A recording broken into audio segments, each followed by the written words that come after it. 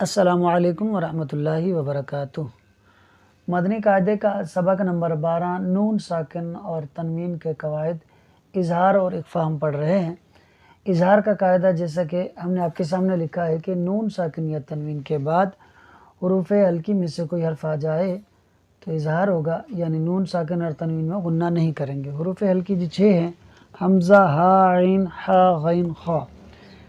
اخفاء نون ساکن یا تنوین کے بعد حروف اخفاء میں سے کوئی حرف آ جائے تو اخفاء ہوگا، یعنی نون ساکن اور تنوین میں غنہ کریں گے۔ حروف اخفاء 15 ہیں جی، تا، ثا، جیم، دال، ذال، زا، سین، شین، صاد، ضاد، طا، ظا، فا، قاف اور کاف۔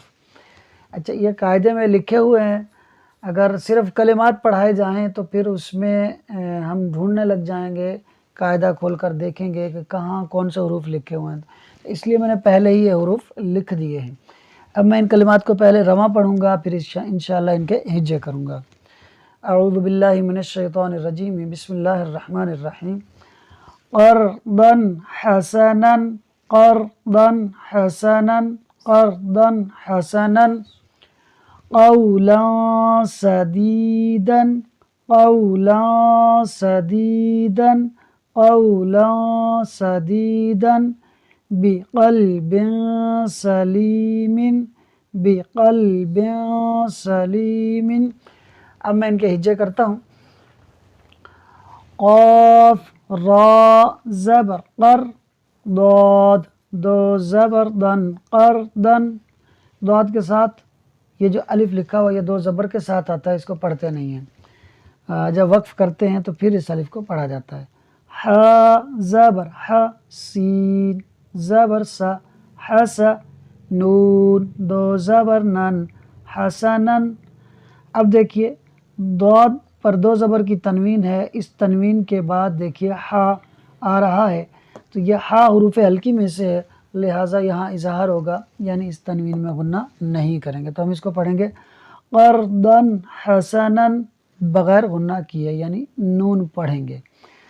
قاف، واو، زبر، قو، لام، دو زبر، لن، قولاً، سین، زبر، سا، دال، یا، زیر، دی، سدی، دال، دو زبر، دن، سدیدن۔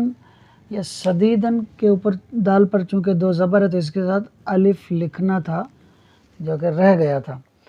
تو اب ہم دیکھتے ہیں جی، لام کے اوپر دو زبر کی تنوین ہے، اس کے بعد سین کون سے حروف میں سے ہے؟ تو حمزہ، ہا، عین، ہا، غین، خا حروف ہلکی 6 ہیں، فوراً سے پڑھ لیے جاتے ہیں، تو ان میں نہیں ہے تو اس کا مطلب یہ حروف اخفاء میں سے ہوگا۔ تو سین دیکھیے جی، یہ رہا حروف اخفاء میں سے، لہٰذا یہاں اخفاء ہوگا، یعنی تنوین کا جو نون ساکن ہے ہم اس کو نہیں پڑھیں گے بلکہ چھپا دیں گے، اخفاء کریں گے۔ کس طرح جی؟ قولا سدیدن، قولا سدیدن۔ اس میں دیکھیے میں نون نہیں پڑھ رہا، صرف ناک میں آواز کو لے جا رہا ہوں۔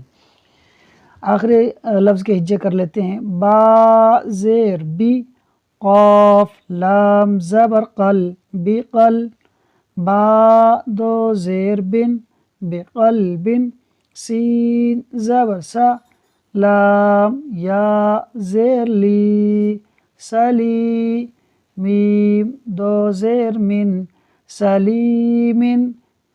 اب دیکھیے جی، با کے نیچے دو زیر کی تنوین ہے، اس دو زیر کی تنوین کے بعد دیکھیے آگے سین کا حرف آ رہا ہے، اور اس سین کے حرف کو ہم نے اوپر سمجھ لیا تھا کہ یہ حروف اخفاء میں سے ہے، لہٰذا یہاں اخفاء کا قاعدہ ہوگا، یعنی تنوین کا ہم نون نہیں پڑھیں گے، تو ہم پڑھیں گے بقلب سلیم، بقلب سلیم۔